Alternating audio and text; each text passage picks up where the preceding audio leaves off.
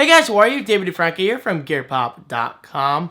Today's topic is a very important one as well as controversial because I know everybody has very different views on this topic, and that is fascinating. That is a good thing because it is a very crucial thing to talk about, especially with the fact that where we stand in today's gaming industry and the amazing technology that we literally have at our fingertips. Okay, so what the heck am I talking about? Well, as you can tell from the title below my very well-lit face, I got new lighting.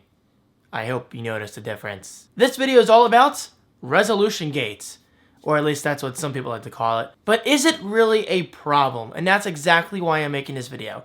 Now first, let me start up by saying this, for those not aware. Apparently, and this is pretty much a fact by now from all these sources I've been reading, and yes, I've been keeping a very close eye on this because it's a rather touchy subject, the Xbox One and the PlayStation 4, as of launch dates, will not be outputting 1080p native, not upscaled, native at 60 frames per second. Now, this doesn't go for all games, but still, this is a very important thing to keep in mind, especially with where we stand with this awesome next-gen technology. So you might be asking, why is this happening? And that is why I'm making this video right now. But before I get into that, I just want to go through a brief list that I found online on IGN. Now, I'm not sure if this is completely up to date, so don't shoot me if I get something wrong. I'm just simply reporting what you can also find online yourself. So here we go. The difference between Xbox One and PlayStation 4 games starting right now. Battlefield 4, the Xbox One version runs at 720p, but the PlayStation 4 version runs at 900p. Both games run at 60 frames per second. Call of Duty Ghosts, Xbox One, 720p. PlayStation 4, 1080p. Both games, 60 frames per second. Forza Motorsport 5, an Xbox One exclusive, full 1080p, 60 frames per second. Boom. That is nice. Infamous Second Son, which I believe doesn't come out until early next year. Either way, PlayStation 4 exclusive, I think. I've never played an Infamous game. 1080p, 30 frames per second. Killer Instinct, an Xbox One exclusive, 720p, 60 frames per second.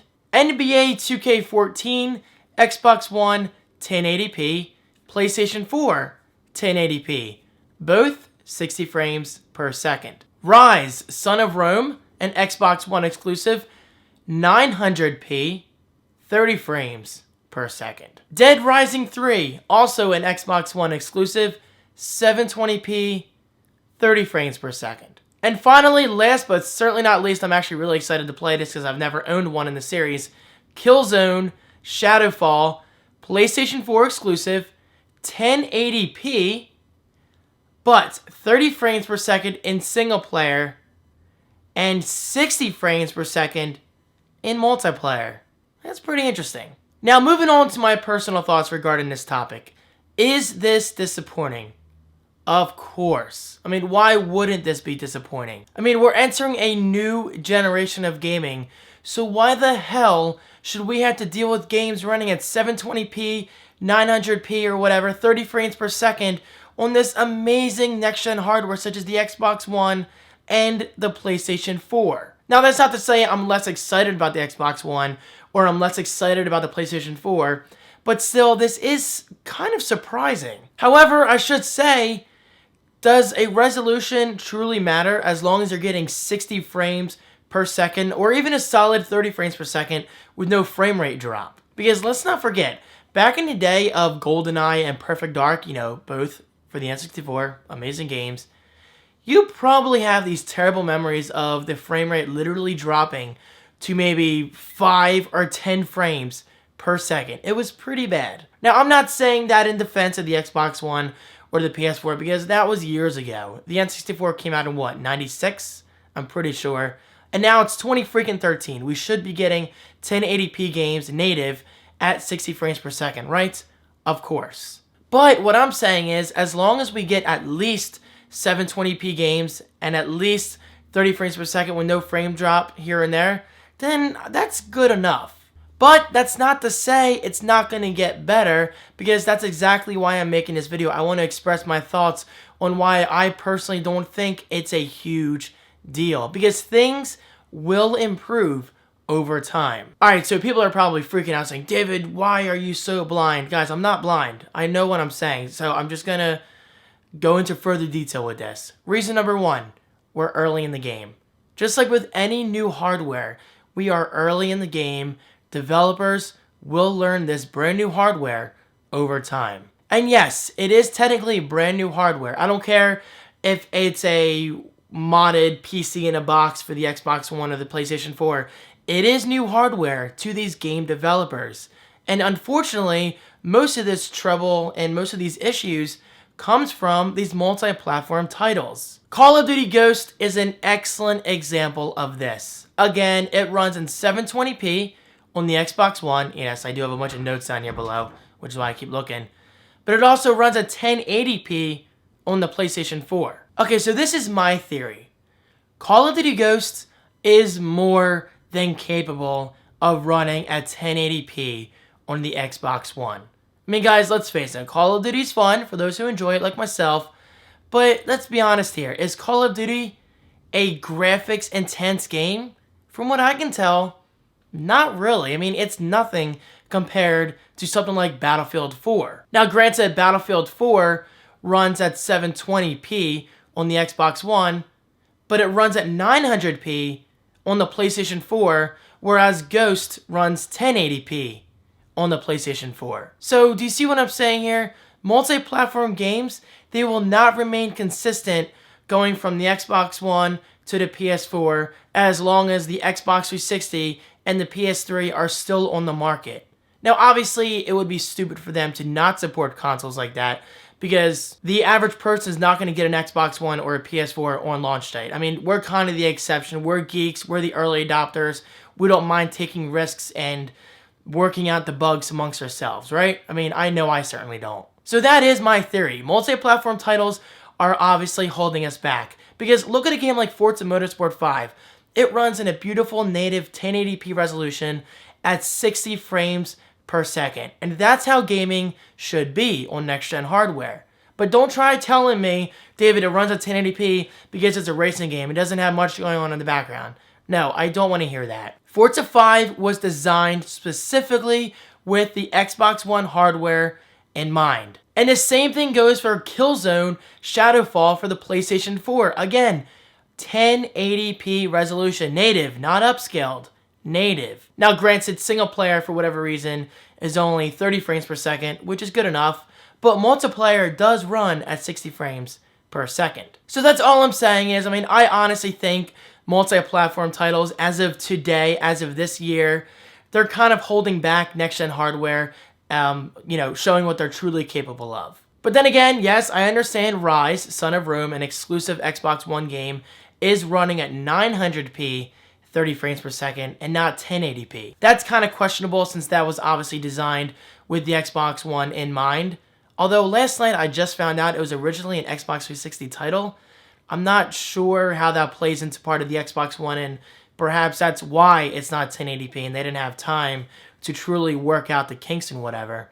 But still, 900p is not that bad. I mean, yes, granted, I want it to run at 60 frames per second, but unfortunately, we're not there yet. And finally, guys, let's not forget 720p, 1080p. While in theory, there is a massive difference in pixels, but still, when you're playing that game, you're not going to notice a difference unless you're comparing them literally side by side. And let's face it, I don't think we're going to be doing that. We're not going to be having a PlayStation 4, an Xbox One, two TVs, playing Battlefield 4 on both consoles, and going up close to the TV and comparing them. That's just not realistic. And also, what's really fascinating, and I just found this out actually a few days ago, and I love this game, one of my favorite games of all time, The Last of Us on the PlayStation 3 was running at 720p. 720p. I honestly thought it was a native 1080p until I read that article. I think on Polygon, or I'm not even really sure. But that's just what I'm saying. The Last of Us looked downright freaking amazing. I loved it. I was so engrossed in the storyline. It was just a fantastic game overall. because of The Last of Us running in 720p, did that at once take away from my experience of enjoying that game and the story and everything it had to offer? Hell no. You are not going to notice a difference between 720p and 1080p, again, unless you're comparing them side by side. Okay, so while that may remain true for console gamers like myself, because I typically play on my couch at least, what, maybe 10 feet away from my, I don't know. Anyway, the point is, I'm not up close to my TV. But if you're gaming on a PC or Mac, then yes, while you're at arm's length of your monitor, at least with my setup, then yes, you will definitely notice a difference between 720p and 1080p. But that's all I'm saying, guys. It doesn't matter for console gaming. I mean, yes, I'm not defending the Xbox One and PS4 and saying that this is perfectly fine. Trust me, I want 1080p resolutions. Believe me, guys, I am a pixel freak. Don't forget, this is coming from somebody who refused to buy the first generation iPad mini simply because that resolution, that display, it looked horrible. Coming from something like the beautiful Retina display, coming from something like the iPad 2 to the iPad 3, that's going from like a standard def screen to a high def screen. I quote because we don't really use those terms when talking about tablets because Apple likes the whole Retina marketing, and honestly, I'm fine with that. But still, I thought it was a great example. And finally, guys, let me just express this once more. This will improve over time. I can promise you that. I mean, obviously, I'm not a video game developer. I don't understand how this stuff works in terms of building games and designing games. But based on personal experience with gaming and just technology in general, things will get better over time. I can promise you that. Compare a game like Perfect Dark Zero on the Xbox 360 to a more recent game on the Xbox 360 like Grand Theft Auto 5 or Halo 4. There is a completely massive difference between overall quality. And of course, not only experiences, but graphics as well. Not that graphics truly matter in a game's experience. I mean, yes, they can make that experience feel more realistic, such as Battlefield 4. It really does look downright amazing on the Xbox One and PS4. And I'm glad to finally be able to experience that because I don't have a souped up PC or whatever. So that's exactly why I'm looking forward to these new games. And honestly, not running in 1080p, it's not going to hurt my experience. I mean, if anything, I'm still going to love it. As long as you get a steady frame rate of either 30 frames per second or 60 frames per second, I am fine with that. That's a nice start. Because me being the optimistic tech geek, I know things will get better. And that's just how I'm going to end this video. So that's all I'll say, guys. Those are my personal opinions. Please don't hate. I'm just expressing how I feel because we all have different opinions. But just don't forget, I love pixels. Obviously, I love high-def screens. I am a pixel freak. The whole iPad mini thing, that should give you a decent idea of what I've come to expect out of today's technology. And I'm just going to say this again, guys. It's going to get better over time. We just need to give this sort of thing time. I mean, the Xbox One and the PS4 are not even out yet, and people are already complaining about its future. Give it time. This is technology. Things will change before you know it. Alright guys, how about this? A year from now, tweet me this video. Tweet me, Facebook me, whatever. Or even just email me. Send me a link to this video saying, David, you were right. All games are 1080p at least 30 frames per second. Or, David, you were wrong. We're still playing games in 720p and 900p at 30 frames or 60 frames per second. Hey, I don't mind being wrong. I mean, like you, I want the best experience out there. But for now, this is going to do. I mean, these games do look downright amazing. I mean, have you seen Battlefield 4 running on the Xbox One? It is such a huge jump coming from something like the Xbox 360 and the PS3. I mean, it looks so much better. And Forza Motorsport 5, that game looks downright amazing. The sense of speed from the direct feed gameplay videos I've been seeing on Xbox's official YouTube channel, I'm just blown away about how sweet it looks. Alright, so I'm going to end this video with this. Let me know what you think. Am I right? Am I wrong? Are you excited for the next gen gaming? Are you going to be waiting until next year to get the Xbox One and PS4 once better games are out? Both systems seem to have a pretty strong launch lineup, especially the Xbox One.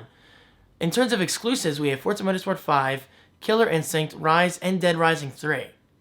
Those are 4 titles right there that I'm very excited about checking out. And of course, the PlayStation 4 is Killzone, Shadowfall, and Knack.